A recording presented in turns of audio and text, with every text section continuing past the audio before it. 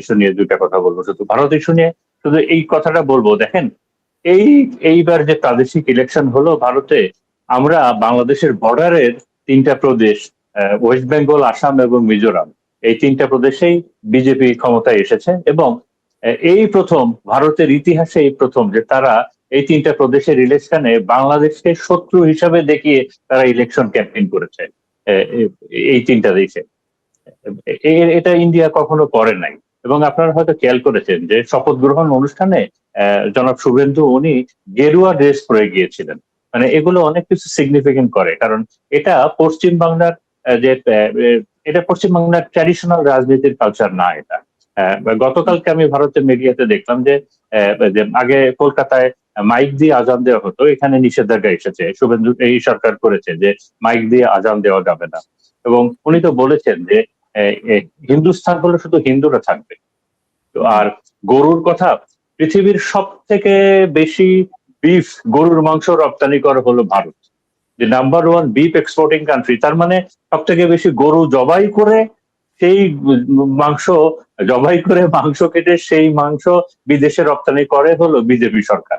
তো হ্যাঁ, আর বাংলাদেশকে ভারতের দরকার, পশ্চিম বাংলার দরকার, আমাদের দরকার না। আমাদের দরকার না।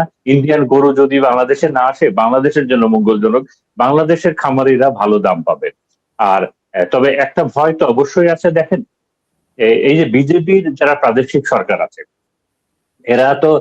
এরা তো এক্সট্রিম হিন্দু এই রাজনীতিতে বিশ্বাস করে, এবং তারা চায় যে হিন্দুদের ম্যাক্সিমাম ভোটটা তাদের আসুক, এবং এইটা এনশোর করতে যে বাকি ধর্মের লোকজন কমে যাক, ভোটার কমে যাক, লোকজন কমে যাক। তো বাকি যেমন কলকাতায়, পশ্চিম বাংলায় প্রায় অলমোস্ট 35% হলো নন মুসলিম আছে, মানে যেটা মুসলমান আছে 27% এবং অন্যান্য মাইনরিটি আছেন, সব মিলে প্রায় 35%-এর মতো। তো এই 35% ভোটারের অধিকাংশই তো বিজেপির বিরুদ্ধে যায়। তো তারা বিভিন্ন ধরনের ন্যারেটিভ করবে, চেষ্টা করবে যে এই 35%-এর মানুষ যত বেশি চলে যায়, অন্য দেশে চলে যায়, কুশীন হয়ে যায়, ডিসপ্লেসড হয়ে যায়, ভোটার তালিকা থেকে বাদ পড়ে যায়। তো এই বিষয়গুলো আমরা দেখব, এই বিষয়গুলো দেখব।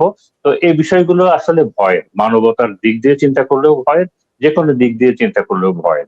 তো আর একই সাথে আমি আমাদের দেশের সকল সকল ধর্মের ভাই বোনদেরকে বলবো, দেখেন, আমাদের জীবদ্দশায় আমি আমাদের তিনজনের কথাই বলছি যে আমরা আমাদের জীবদ্দশায় কয়েকটা বড় বড় গণহত্যা দেখেছি।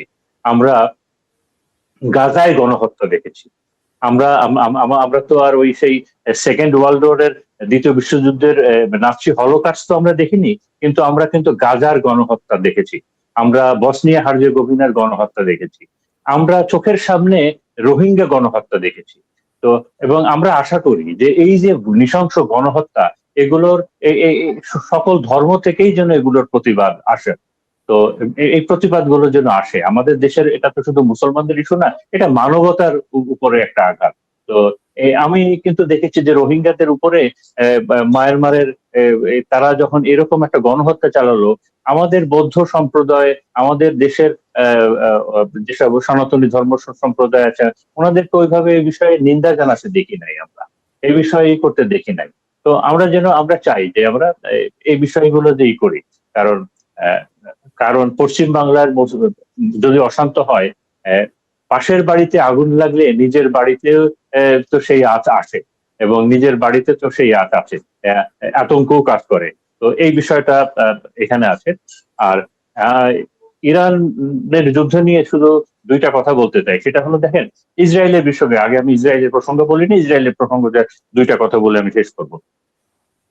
ইসরায়েল যুদ্ধ করে, ইসরায়েলের যুদ্ধের সব থেকে বড় সহযোগী জিনিসটাকে হলো তিনটা আই, 3 into I। আই মানে একটা হলো তাদের ইন্টেলিজেন্স, বিশ্বসেরা ইন্টেলিজেন্স এবং ইসরায়েলের ইন্টেলিজেন্স বাজেটও হিউজ। এবং দ্বিতীয়ত হলো তাদের ইনফরমেশন ওয়ারফেয়ার, যে সকল মিডিয়া তো তারা তারা সারা বিশ্বেই তাদের ইনফরমেশন ওয়ারফেয়ার চালু করে তারা। এবং 3 নম্বর হলো তাদের আইটি, এই এআই বলি, যত ধরনের আইটি, এক্ষেত্রেও তারা মানে তারা ওয়ার্ল্ড বেস্ট আর কি। তো এই তিনটা হলো তাদের সব থেকে বড় সহযোগী। আর এর সাথে আছে হলো তাদের এক্সট্রিম আপনার মডার্ন টেকনোলজি এবং জিও পলিটিক্যাল ইনফ্লুয়েন্স, ইসরায়েলের জিও পলিটিক্যাল ইনফ্লুয়েন্স। তো এই 5টা জিনিস নিয়ে এই যে ইসরায়েলের এত মাতব্বরি কিংবা এত ডোমিনেন্স, এই পাঁচটা জিনিস, এই পাঁচটা বিষয়ই এখন খুব খারাপ শেপে আছে, যে কথাগুলো বললাম। এবং এই পাঁচটা বিষয় খারাপ শেপে আছে, মানে ইসরায়েলের জন্য এখন জিনিস আর এত সোজা না। আমেরিকাতে কিন্তু এতদিন হয় নাই, এখন ওই জন এফ কেনেডি ইস্যু নিয়ে খুব আলোচনা হয়, যে জন এফ কেনেডি কেন মারা গেলেন, তাকে কেন মেরে ফেলা হলো। আমরা অনেকেই হয়তো জানি না, দর্শক শ্রোতা জানে, যারা জানেন না তাদেরকে আমি বলি যে জন এফ কেন ইসরায়েলিকে নিউক্লিয়ার পাওয়ার, এই যে টেকনোলজি এগুলো সাপোর্ট করেছিল ওই আমেরিকা, ইউকে এবং ফ্রান্স তারা মিলে, এবং এটার বড় ফিনান্সটা এসেছিল জার্মানির কাছ থেকে। তো এবং আপনার যখন জন এফ কেনেডি যখন উনি এটা চান নাই, জন এফ কেনেডি যখন আমেরিকার প্রেসিডেন্ট ছিলেন, উনি চায় নাই যে ইসরায়েল পারমাণবিক শক্তির অধিকারী হোক এবং ইসরায়েল জবাবদিহিতার বাইরে থাকুক, এবং এ কারণেই তাকে কিন্তু মেরে ফেলা হয়েছিল। এবং সবাই বলে যে তারা মোসাদের, এই জন এফ কেনেডি কে মেরে ফেলা হয়েছিল, এটা হলো মোসাদ, ইসরায়েলি ইন্টেলিজেন্সের তার সাথে ছিল সেটা। তো তার মানে ইসরায়েল তার এজেন্ডা ফুলফিল করার জন্য ওই লেভেল পর্যন্ত যেতে পারে। এই বিষয়গুলো এখন আমেরিকাতে এইবার এখন খুব খোলামেলা আলোচনা হচ্ছে সব। এবং আপনি দেখেন যে আজকের, গতকালকে মিডিয়াতে এসেছে যে এই মুহূর্তে পৃথিবীর সব থেকে ঘৃণিত দেশ কোনটা, সারা বিশ্বের জরিপে ইসরায়েল এখন 1 নম্বরে চলে গেছে, যেটা আগে ছিল না। হ্যাঁ।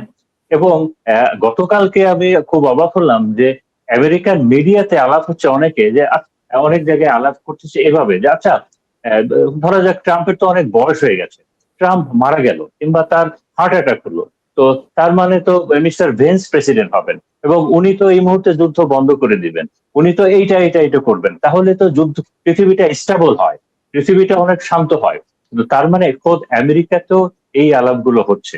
তো আমি কেন এটা বললাম, যে এটা হলো যে এই যুদ্ধটা এত সহজে চালিয়ে নিয়ে যাওয়াটা আমেরিকা এবং ইসরায়েলের পক্ষে সম্ভব না, এটা সম্ভব না, কারণ সারা বিশ্বের মানুষই এখন সোচ্চার হয়ে গেছে। তো আমার ধারণা এই যুদ্ধটা থামবে, এবং ইরানের অনুকূলে একটা ট্রিটি নিয়ে এই যুদ্ধটা থামবে। এবং আমি যে কথাটা বারবার বলি, ইরান পৃথিবীর চতুর্থ, দি ফোর্থ বিগেস্ট পাওয়ার সেন্টার হয়েই তার এই যুদ্ধটা শেষ করবে, এবং ইরানের ইনফ্লুয়েন্সটা পৃথিবীর থাকবে, গ্লোবাল জিও ইকোনমিতেও থাকবে, গ্লোবাল জিও পলিটিক্সেও থাকবে, এবং ইন্টার মিডল ইস্টে তো থাকবেই। এটা বলে